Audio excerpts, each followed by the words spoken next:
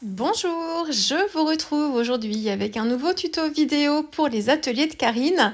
Alors aujourd'hui, je vous propose une page de scrapbooking. Vous voyez déjà, j'ai fait une petite sélection de produits. J'avais envie de travailler avec ce calque de la collection Rainbow et de changer un petit peu mon format de page. Je travaille beaucoup sur des formats 30-30 et j'avais envie un petit peu de changement. Donc je suis partie sur un format A4. Et donc, je me suis fait une petite sélection de photos et j'avais cette petite photo de mon petit qui date parce qu'il a bien grandi depuis, devant ces jolis volets bleus. Et en fait, j'avais gardé là vous voyez un petit bout, j'avais gardé sur ma table de scrap deux pots de Magical dans les teintes de bleu qui correspondaient parfaitement en fait à la couleur des volets. Et donc c'est ce qui m'a fait choisir cette photo, c'est que j'avais déjà une bonne partie du travail ici en termes de choix de matériel, puisque les deux couleurs de Magical étaient déjà sorties. Donc voilà, donc je vais travailler sur une page monochrome bleu. Je fais beaucoup de monochrome en ce moment. Je sais pas, c'est la collection Rainbow qui m'inspire. Des pages avec des monochromes pour me faire un bel arc-en-ciel à la fin, je sais pas. En tout cas, ici, ce sera monochrome. Et en fait, j'ai envie de travailler avec le calque, mais j'ai beaucoup de difficultés à utiliser les calques sur un fond aquarellé, parce que je trouve que du coup, on perd de la transparence et il y a un côté en dessous, moi, qui fait un peu sale. Enfin, j'ai beaucoup de mal. Donc, je voulais utiliser le calque, en fait, directement sur le blanc de mon papier, mais je voulais travailler aussi un peu ma couleur. Donc, je me suis représentée en fait une ligne, alors pas forcément tout à fait à la moitié de ma page, hein, elle est un petit peu décalée vers la gauche ici pour avoir que ce soit pas en fait une symétrie parfaite. Et j'ai mis un masking tape pour bien protéger, délimiter ma ligne et avoir un bord en fait bien rectiligne. Et du coup, j'ai pu travailler avec mes poudres Magical en fait sur le côté droit en travaillant à sec. Donc je les saupoudre d'abord et ensuite j'ai pchité de l'eau avec un brumisateur pour contrôler un petit peu la quantité d'eau. Alors, les Magical, on a toujours tendance, enfin les poudres de pigments en règle générale, on a toujours tendance à en mettre trop. Moi, la première, à chaque fois, je me dis, mais ça sert à rien d'en mettre trop parce qu'au contraire, j'ai deux poudres bleues. Là, je recommence un fond. J'ai deux poudres bleues en fait, dont une qui est là, c'est celle que vous voyez là, qui est une sorte de bleu très profond. C'est la Banaf quelque chose. Alors les noms des Magical, je vais vous les mettre en incrustation parce que je ne me rappelle plus. Et alors elles sont pas en set, elles se trouvent elles font partie d'un set, mais je les ai achetées séparées, toutes seules, et du coup, je peux pas vous dire en fait de quel set elles font partie. Quand je sais pas comme ça et que j'ai besoin d'informations, je vais directement sur le site de l'Indies et je tape le nom de la couleur que j'ai en Magical et du coup, ça me donne en fait les produits qui sont associés et ça me ressort en fait le set dont la couleur dépend. Donc, si vous avez besoin de savoir à quel set ça correspond, eh bien, n'hésitez pas à aller regarder sur l'Indies en faisant une petite recherche sur la couleur et vous aurez l'information sans problème. Donc là, deux couleurs de bleu, je saupoudre. Et oui, on a tendance à en mettre un peu beaucoup à chaque fois de poudre. Moi, la première. Et là, pour le bleu le plus intense, à chaque fois, je me le dis, mais t'en as beaucoup trop mis. Mais on se rend pas compte, en fait, de ce que ça va donner après, même si on a l'expérience. Et systématiquement, je me dis, mais t'en mets trop. Parce que du coup, en fait, j'ai besoin de beaucoup diluer après pour adoucir un petit peu tout ça. Parce que je veux pas forcément quelque chose de trop foncé d'un coup. Donc voilà, donc un petit conseil, pas la peine d'en mettre trop, mais bon, souvent on a un petit peu la main lourde quand même. Donc j'ai pchité de l'eau, j'ai séché, j'ai bougé un peu ma feuille, j'ai séché au heat gun et ensuite j'ai voulu casser le côté bleu, trop bleu, trop prononcé pour apporter un petit peu de légèreté et de douceur. Donc j'ai utilisé un tampon de la grande planche de tampon de la collection Rainbow. Et il y a un motif de feuille, un motif plein que j'ai tamponné à la Versamark et que j'ai embossé à la poudre blanche pour casser un petit peu cet effet de tache et rapporter un petit peu de blanc à cet endroit-là. Si vous avez une encre blanche, je sais qu'il y a l'encre de chez Lone Fawn, c'est la Yeti qui est très blanche. Ça marche aussi. Alors vous n'aurez pas le côté aussi... alors c'est une encre qui est très opaque, mais ce sera jamais aussi opaque que l'embossage. Et puis, c'est une encre qui est relativement grasse. Et je me demande si les Magical en dessous ne vont pas réagir à nouveau et que votre encre blanche se finisse par se teinter un peu, comme quand on applique de l'acrylique ou du Posca aussi sur des fonds Magical. Donc attention, ça peut être à tester, mais la meilleure solution, c'est l'embossage à chaud, parce que là, du coup, vous apportez pas d'humidité du tout et vous avez quelque chose de bien, bien blanc.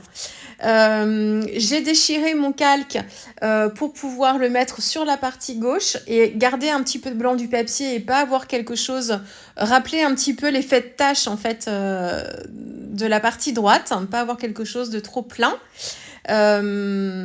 Pour faire la séparation entre la tache de couleur et le calque, j'avais dans une première idée découpé une fine bande de papier pailleté argenté. C'est quelque chose que j'aime beaucoup utiliser, l'argenté avec le bleu. Et puis en fait, j'ai pas trouvé de façon d'apporter d'autres touches de paillettes argentées en fait sur ma page. Après, vous verrez. Donc j'ai enlevé la paillette et j'ai mis juste une bande de papier blanc. C'est juste pour me faire une meilleure finition en fait. Ça me fait une meilleure transition avec une petite épaisseur comme ça. Moi, c'est ce que je ressens. Il n'y a pas d'obligation à le faire, mais moi j'ai pris l'habitude de faire comme ça, pour faire une plus jolie une plus jolie finition, une plus jolie séparation, une transition plus douce entre le fond de page aquarellé avec les Magical et mon calque. Là, je suis en train de travailler mes petits éléments, donc je travaille avec les citrons. Donc les citrons aujourd'hui seront bleus. Faut pas hésiter à sortir un peu des codes. Le citron est jaune ou il est vert, l'orange est forcément orange. Il faut pas hésiter en fait. Moi j'avais envie d'utiliser les citrons. J'avais envie d'une page comme ça assez fraîche. Mes pages, je voulais pas rajouter de jaune, même si vous voyez que j'ai été tentée de le faire quand même. Mais en fait, je voulais travailler des parties du citron jaune et d'autres bleus. Et je voulais pas me créer de vert. Et j'ai pas eu envie de contrôler en fait trop mon geste. J'aurais pu très bien faire des citrons jaunes et bleus sans avoir de vert. Là, ça demande une petite technique particulière, un petit peu d'habitude. Mais on peut très bien ruser pour éviter que les deux couleurs ne se rencontrent et ne forment du vert, hein. Ici, j'avais pas envie de travailler ça et d'être précise dans cette technique-là. J'avais plutôt envie de me laisser aller, de faire quelque chose de plutôt simple. Donc, j'ai laissé le jaune de côté, même s'il était peut-être... Là, c'est très joli, là, ce jaune un petit peu... C'est un peu comme le jaune citron, justement. Donc voilà, je l'ai laissé de côté et j'ai préféré travailler avec les mêmes couleurs, les Magical qui m'ont servi pour mon fond.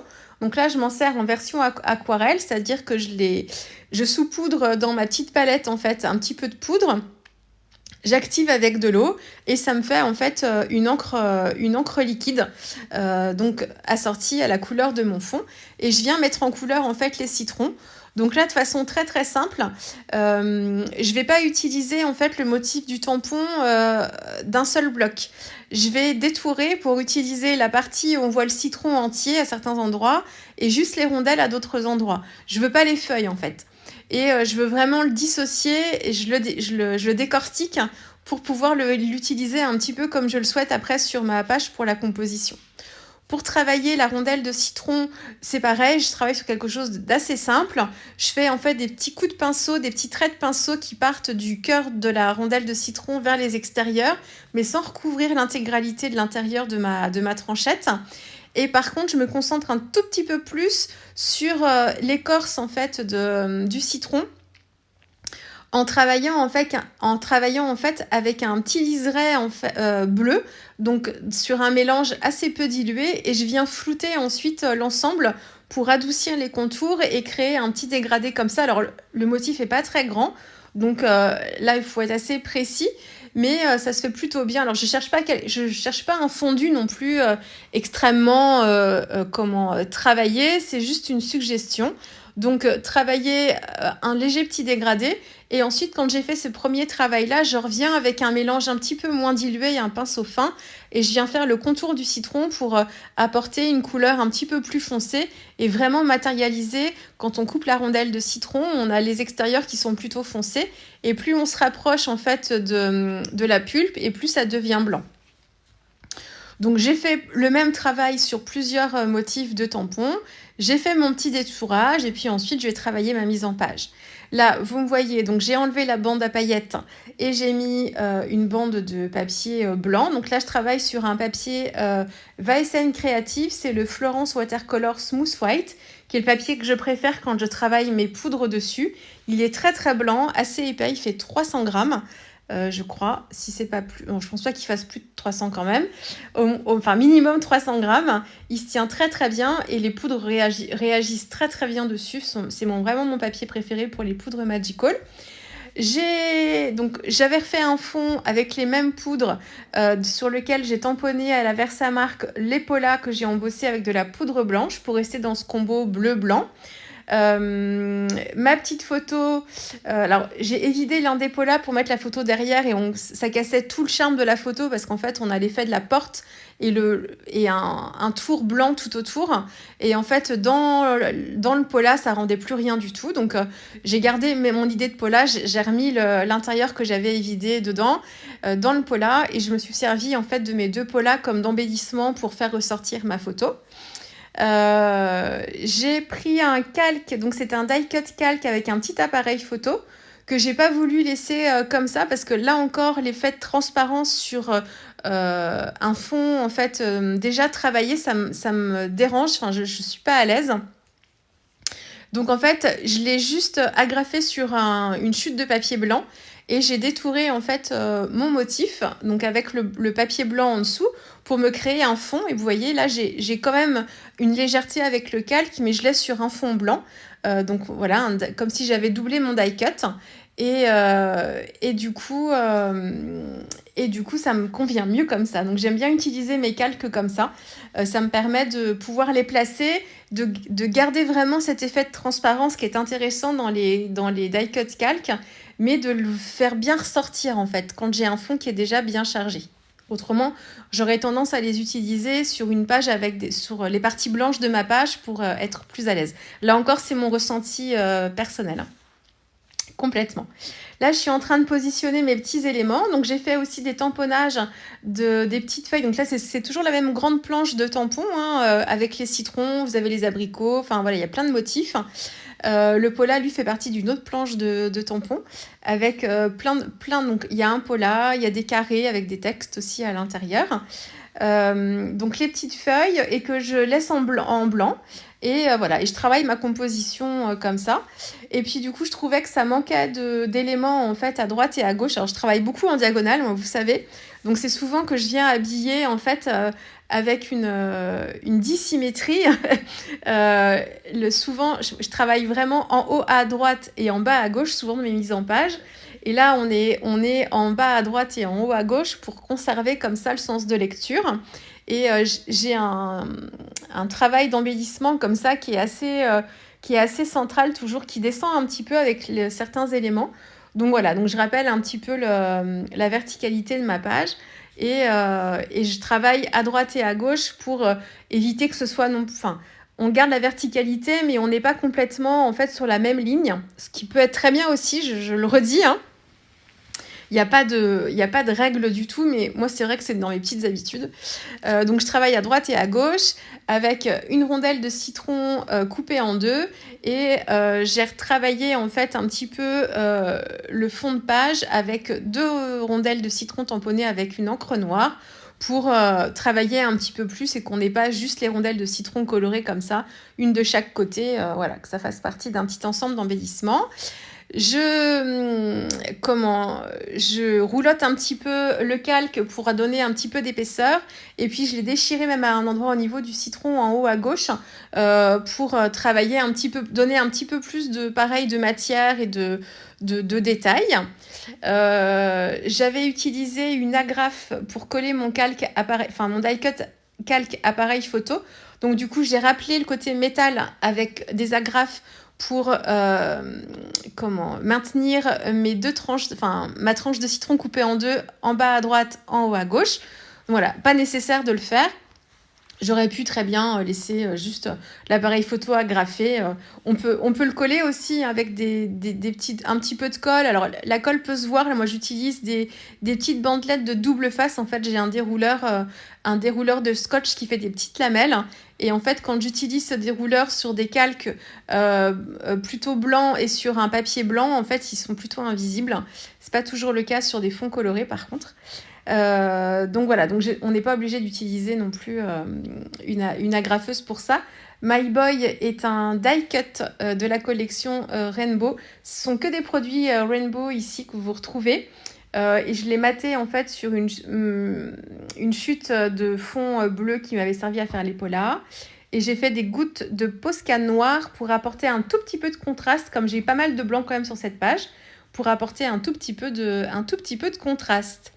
Voilà pour cette page monochrome bleu qui me renvoie avec la photo quelques années en arrière avec mon petit. Je vous laisse avec les photos ici en fin de vidéo. Et puis nous, on se retrouve très vite avec une prochaine réalisation pour les ateliers de Karine. Au revoir.